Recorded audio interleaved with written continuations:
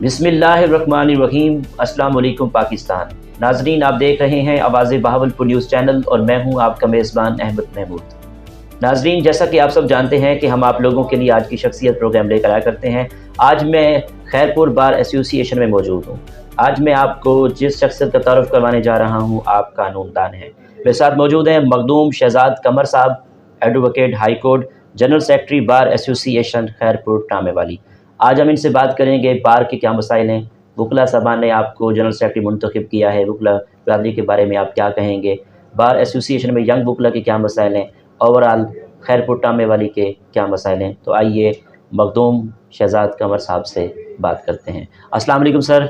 वालेकुम अस्सलाम। कैसे हैं आप? शुक्र अल्हम्दुलिल्लाह। सर, तालीम के हवाले से मेरा अक्सर सवाल हुआ करता है, सर ये बताएं कि दुनिया के अंदर जितने लोगों ने कामयाबी हासिल की है तालीम की वजह से की है, मैं ये पूछना चाहूँगा आपने अपनी इब्तदाई तालीम कहाँ से हासिल की, तालीमी सिलसिला कैसा रहा? मैंने अपनी इब्तदाई तालीम तो यहीं तहसील खैरपुर टामे वाली से हासिल की है। गवर्नमेंट फाजिल हायर सेकेंडरी स्कूल से मैंने मैट्रिक किया। उसके बाद यहीं से गवर्नमेंट डिग्री कॉलेज खैरपुर टामे वाली से ही मैंने FA किया। उसके बाद BA के लिए मैं बहावलपुर चला गया, BA बहावलपुर से किया। उसके बाद जो LLB है वो मैंने ज़िक्रिया यूनिवर्सिटी मुल्तान से किया। ठीक। और उसके बाद MA पॉलिटिकल साइंस किया, वो भी इस्लामी यूनिवर्सिटी बहावलपुर से किया। ठीक। वकील बनने का शौक़ आपको था, वालिद साहब ने कहा वकील बनना है? अक्सर औकात में ये, क्योंकि जब हमारा दौर था तो ये जो चीज़ें हैं ना ये वालिदैन की मर्ज़ी से होती थी। अच्छा। तो अपना तो कोई ख्याल नहीं था, क्योंकि मेरा था कि मैं आर्मी में जाऊं। लेकिन वालिद साहब की थी कि क्योंकि हमारे जिस बिरादरी से हमारा ताल्लुक़ है जी, कुछ हमारे केसेस वगैरह थे, इस वजह से वालिद साहब परेशान रहते थे। अच्छा। तो उनकी ये कोशिश थी कि मेरे बेटों में से कोई एक बेटा जो है ना वो वकील लाजमी बने। अच्छा। बस फिर उन्होंने कोशिश की और हमने भी कोशिश की, तो इस तरह मैं 2007 से जो मैं प्रैक्टिस कर रहा हूँ। ठीक। सर, एक अच्छे वकील में क्या खसूसियात होनी चाहिए, क्या देखते हैं? मेरे ख्याल में अच्छे वकील में सबसे पहले तो ये है कि वो लॉ नोइंग हो, उसे कानून से हमेशा वाबस्ता रहना चाहिए। नई से नई चीज़ से जो है वो केस लॉ आते हैं, सुप्रीम कोर्ट के फैसला जात आते हैं, उसको वो पढ़ने चाहिए। तो अपना केस जो है वो प्रिपेयर करके कोर्ट में पेश होना चाहिए। और ईमानदार होना सबसे बेहतर है, सबसे अव्वलीन है, जो आप समझ लें भी पहली शर्त है, ईमानदार होना ज़रूरी है। एक वकील माशरे की इस्लाह के लिए क्या किरदार अदा कर सकता है? देखिए जी, अब वकील जो है ना वो क्योंकि कानून से लॉ नोइंग आदमी होता है, वकील कानून पढ़ के आता है। अब एक आम आदमी को और वकील में जो है ज़मीन आसमान का फ़र्क है। तो कानून जो बंदा पढ़ के आता है वो अपने दूसरे शहरियों के लिए, उनकी सहूलत के लिए बहुत कुछ अपना किरदार अदा कर सकता है। तो मेरा ख्याल में वकील जो है वो माशरे में रीढ़ की हड्डी की हैसियत है। बार और बेंच के ताल्लुक़ को मज़ीद किस तरह बेहतर किया जा सकता है? बार और बेंच के ताल्लुक़ को, जब तक बार तो जजेस को जो है बेंच को गाड़ी के दो पहिए समझते हैं, लेकिन तकरीबन 2014 के बाद से अब वो हालात नहीं रहे बार और बेंच में। अब हमें डिक्टेट किया जाता है, लोग समझते हैं भी शायद वकला कम्युनिटी जो है जी वो अदलिया की बिना पर या किसी और तरीके से हमारा जो इमेज माशरे में जा रहा है वो बहुत गलत जा रहा है। हालांकि ऐसी कोई बात है नहीं। जजेस साहबान जो हैं उन्होंने पढ़ के फ़ैसला करना होता है, मिसल को देख के फ़ैसला करना होता है। वकील का सिर्फ इतना काम है कि वो कोर्ट को असिस्ट करता है। इसके अलावा जजेस जो हैं वो अपने फ़ैसला जात करने में खुद मुख्तियार होते हैं। तो जब तक कोर्ट या बेंच समझ लें आप, वो बड़े का किरदार अदा नहीं करेगी, उस वक्त तक बार और बेंच के मामलात जो है ना वो ठीक तरह से नहीं चलेंगे। पाकिस्तान की अदालतों में केस सुस्त रवि का शिकार क्यों हो जाते हैं? इसमें कुछ कसूर अदालतों का भी है, कुछ वकला का भी है। अदालतों का कसूर ये है कि जजेस की कमी है, اس کے علاوہ اور بہت سے معاملات ہوتے ہیں جو پس پردہ چل رہے ہوتے ہیں، جس کی وجہ سے کچھ کیس لنگر ہو جاتے ہیں. سیاسی کیسز تو ویسے ہی عدلیہ کی اپنی ہی ہے، ان کی اپنی ہی ثوابدید ہے کہ جو وہ کرنا چاہیں کرتے ہیں. باقی رہ گئے ججز کی کمی. عام لوکل جو کیسز کی بات ہم کر لیں تو اس میں یہ ہے کہ ججز کی کمی ہے، کیسز بہت زیادہ ہیں، وکلا کچھ پریپیئر ہو کے نہیں جاتے، تو اس وجہ سے جو ہے معاملات جو ہے لنگر آن ہوتے رہتے ہیں. ٹھیک، ماشاءاللہ آپ جنرل سیکرٹری بار منتخب ہوئے ہیں. جی، وکلا برادری کا کن الفاظ میں شکریہ ادا کریں جنہوں نے آپ کو منتخب کیا؟ میں ان کا تہ دل سے بہت مشکور ہوں کہ انہوں نے مجھے جنرل سیکرٹری منتخب کیا. انشاءاللہ میں ان کے جو انہوں نے مجھے منتخب کر کے مجھ پہ احسان کیا ہے، میں انشاءاللہ ان کا جو ہے شکر گزار ہوں، اور ان کے کوشش کروں گا کہ ان کے مسائل جو ہیں وہ اجاگر بھی کر سکوں اور حل بھی کر سکوں. خیرپور بار ایسوسی ایشن میں کیا مسائل ہیں؟ خیرپور ٹامے والی جو بار ہے بیسیکلی بہت چھوٹی سی بار ہے.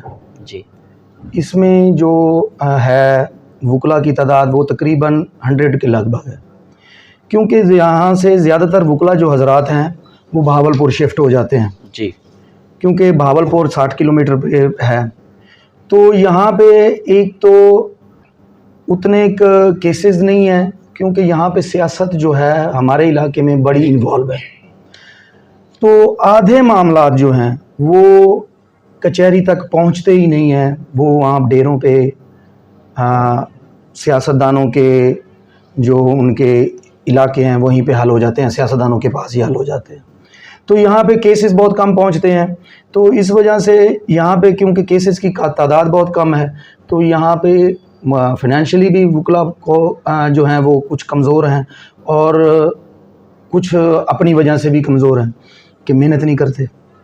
ینگ وکلا کے کیا مسائل ہیں؟ ینگ وکلا کے مسائل، سب سے پہلا مسئلہ تو ان کا یہی ہوتا ہے کہ وہ آتے ہیں تو وہ سمجھتے ہیں بھی شاید ہم انٹر ہو گئے ہیں کورٹ میں تو جو ہے نا ہمیں پیسوں کی ریل پیل شروع ہو جائے گی. اچھا، تو اس طرح نہیں ہے. یہاں پہ 4-5 سال جو ہے وہ آدمی کو محنت کرنی پڑتی ہے. 4-5 سال کے بعد جا کے انسان کی کچھ شناخت بنتی ہے، اور اس کے بعد جو ہے وہ انسان کماتا بھی ہے جو اس کے رزق لکھا ہوتا ہے. تو ینگ وکلا کو صرف میں یہی کہوں گا کہ محنت کریں، اپنا ایک مقام بنائیں، معیار بنائیں. یہ نہ سمجھیں کہ اب یہ کیس آ گیا ہے اور اپنے اس کو ڈینائی کر دیا ہے، یہ نہیں بنتا، یا وہ آپ کو معقول فیس نہیں دے رہا تو آپ کا رزق ختم ہو گیا. اللہ پہ توکل رکھیں، انشاءاللہ جو آپ کا رزق لکھا ہوا ہے وہ آپ کو ضرور ملے گا. آپ کی سیاسی ایفیلیشن ہے؟ جنرل سیاست کے والے سے بات کر رہا ہوں. دیکھیں جی، ابھی تو کیونکہ حکومت چلی گئی ہے، میں ILF کا پریزیڈنٹ رہا ہوں، PTI سے میری ایفیلیشن ہے. انصاف لائر فورم کا میں خیرپور ٹامے والی کا پریزیڈنٹ رہا ہوں. تو ایفیلیشن تو PTI کے ساتھ ہی ہے. ٹھیک سر، خیرپور ٹامے والی کے کیا مسائل ہیں؟ خیرپور ٹامے والی کے مسائل جو ہیں، یہاں پہ جو ایک 2 خاندانوں کی سیاست چل رہی ہے، سب سے بڑی پرابلم تو یہی ہے.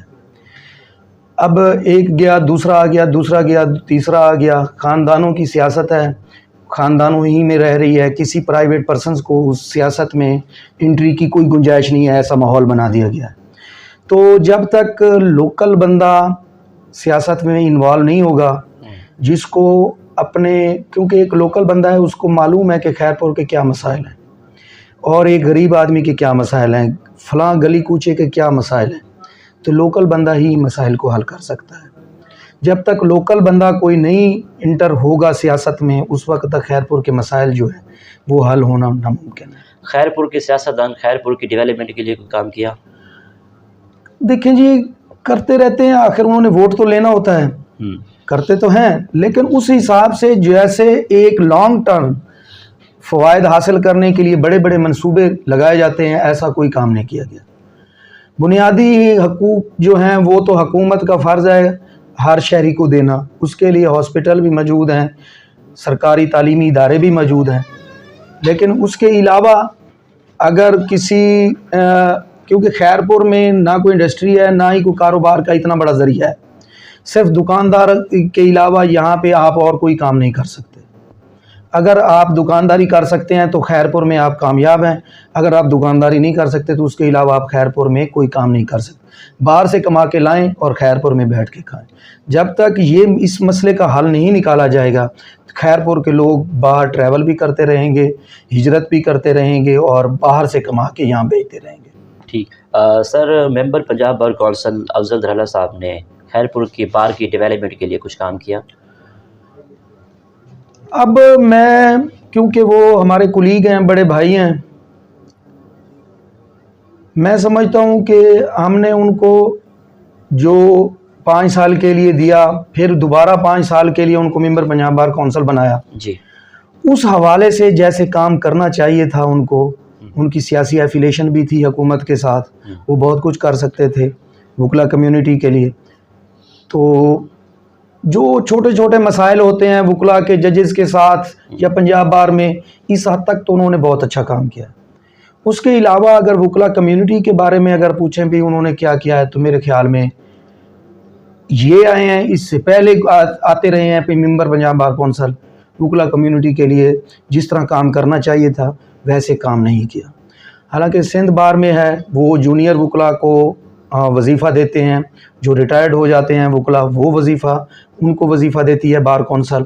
ہم نے بار بار اپنے یہاں سے نمائندوں کو کہا کہ آپ بھی کوئی ایسی اسکیم شروع کریں. انڈیا میں ایسی اسکیمیں مثالیں موجود ہیں, بار کونسل وہاں پہ جونیئر وکلا جو نئے آتے ہیں ان کو وظیفہ دیتے ہیں, جو وکلا ریٹائرڈ ہو جاتے ہیں یا بوڑھے ہو جاتے ہیں وہ گھر میں بیٹھ جاتے ہیں ان کو وظیفہ دیتے ہیں. لیکن ہماری بار کونسل حالانکہ بہت امیر ترین بار کونسل ہے پنجاب بار کونسل, لیکن حکومت بھی ان کو بے تحاشا فنڈ دیتی ہے. نئے وکلا کے جو لائسنس بنتے ہیں ان کے پیسے جاتے ہیں, بے تحاشا فنڈ. لیکن اس کے باوجود جونیئر وکلا نئے آنے والے وکلا کے لیے اور جو ضعیف اور ریٹائرڈ ہو جاتے ہیں وکلا ان کے لیے کوئی کام نہیں کیا گیا. ادب سے کتنا لگاؤ ہے, کتابیں پڑھتے ہیں آپ؟ دیکھیں جی, کیونکہ شروع سے والد صاحب کا ایک مائنڈ سیٹ تھا کہ بیٹوں کو جو ہے نا وکیل بنانا ہے, تو اس لحاظ سے میں نے پہلے کیونکہ مڈل میں معاشرتی علوم ہوتی ہے وہ اس سے لگاؤ تھا, میٹرک میں بھی پھر اسی طرح آ گیا, اس سے لگاؤ تھا. ایف اے میں سویکس تھی, بی اے میں پولیٹیکل سائنس تھی, ایف اے میں ایم اے میں بھی پھر پولیٹیکل سائنس سے کیا.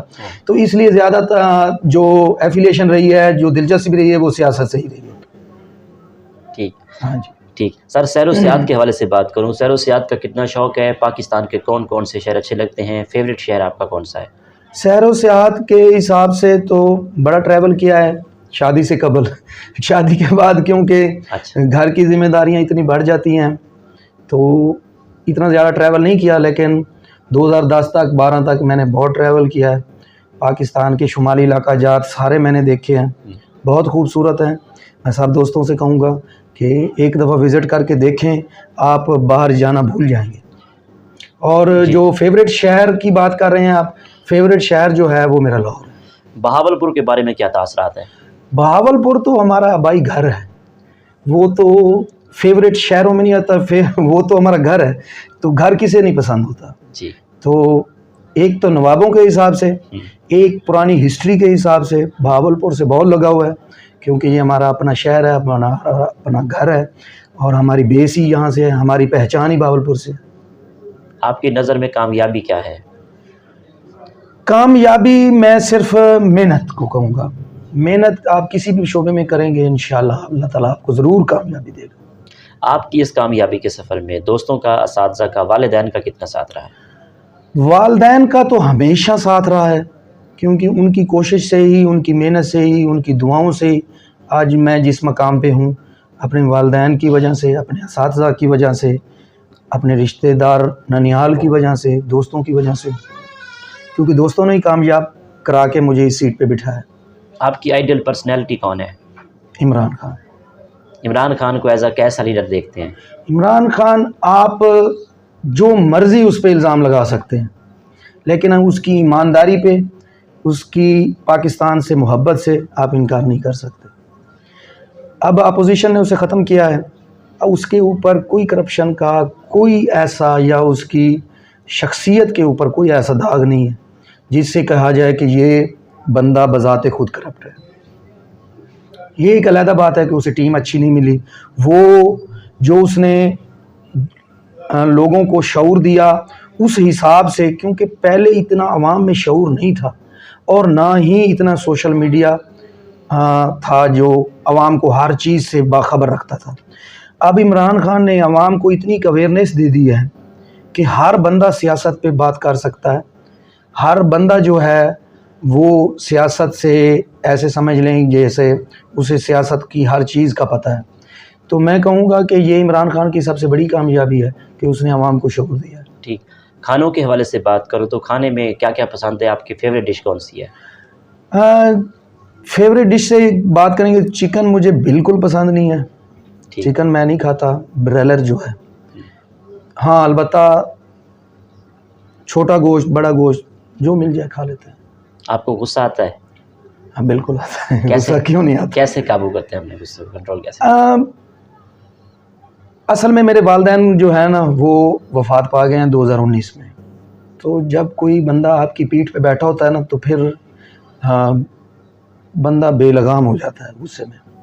तो अब ऐसी बात नहीं है, क्योंकि जैसे जैसे उम्र गुजर रही है तो अब कंट्रोल करना भी आ गया। पाकिस्तान के मौजूदा तलीमी निज़ाम के बारे में एज अ कानूनदान क्या कहेंगे? बिल्कुल थर्ड क्लास पाकिस्तान का तलीमी निज़ाम है। जब तक हम तालीम को बिज़नेस से ख़त्म करके अलहदा नहीं देखेंगे उस वक्त तक पाकिस्तान का तालीमी निज़ाम जो है ना वो कामयाब नहीं हो सकता। और सब के लिए जब तक हम एक ही तालीम और एक ही सहूलियात नहीं मुयसर कर सकते उस वक्त तक पाकिस्तान का तालीमी निज़ाम जो है ना वो कामयाब नहीं हो सकता। ठीक, आखिर में सुनने वालों को, देखने वालों को, वकला बरादरी को as a कानूनदान, as a general secretary क्या मैसेज है आपका? मेरा सिर्फ एक ही मैसेज है कि मेहनत करें, अल्लाह पे यकीन रखें, इंशाल्लाह अल्लाह ताला आपको ज़रूर उसका फल देगा। बहुत शुक्रिया आपका, थैंक यू। जी तो नाजरीन, आपने आज की शख्सियत प्रोग्राम सुना। एक नए प्रोग्राम में मुलाकात होगी, तब तक अल्लाह हाफिज़, अल्लाह निगहबान, पाकिस्तान जिंदाबाद।